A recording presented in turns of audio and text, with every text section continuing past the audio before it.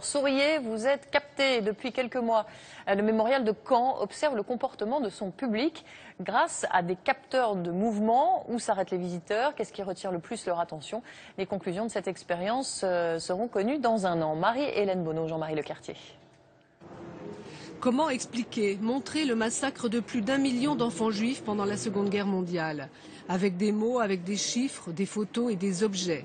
Exemple, ce cartable, il appartenait à un petit garçon déporté à Auschwitz. Comment le visiteur perçoit-il cette vitrine? S'y arrête-t-il? Et combien de temps? Lit-il les explications? Je vais regarder simplement, mais c'est vrai qu'il y a tellement d'autres choses à voir. Bon, c'est intéressant, mais il faut faire un choix dans ce qu'on regarde. Voilà. Mais vous comprenez que ça parle d'un enfant?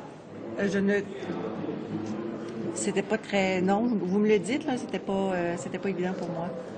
Pour analyser le comportement du public et comprendre ce qui retient ou non son attention, 70 capteurs sont en cours d'installation. Il ne s'agit pas de caméras, ils ne filment pas. Ils observent les déplacements et le temps passé devant les expositions.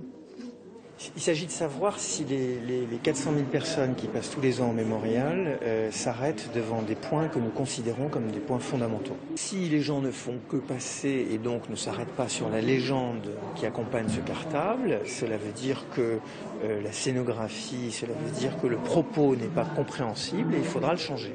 Changer, après avoir capté et analysé les réactions des visiteurs. Peut-être plus de photos ou de films, moins de textes ou plus gros. Où vous passez le plus de temps? Devant les photos, devant les objets, les films? Les photos, oui, puis les commentaires là-dessus, ce qu'ils racontent, ce qu'ils disent. Les photos, c'est bien, mais le texte, ça explique beaucoup de choses. Sur cet écran, les données récoltées par les capteurs. La zone rouge montre la concentration de personnes. Le bleu et le vert, des lieux où le public est passé sans s'arrêter. Donc là, c'est le même espace et on observe le mouvement des silhouettes et on compte le temps passé devant chaque objet. Autre information avec ces pics qui représentent l'affluence du public à certains endroits, comme ici devant la photo de Mussolini. Le mémorial de Caen est le premier établissement en France doté de capteurs. Il faudra 1 an pour les installer tous et analyser les résultats.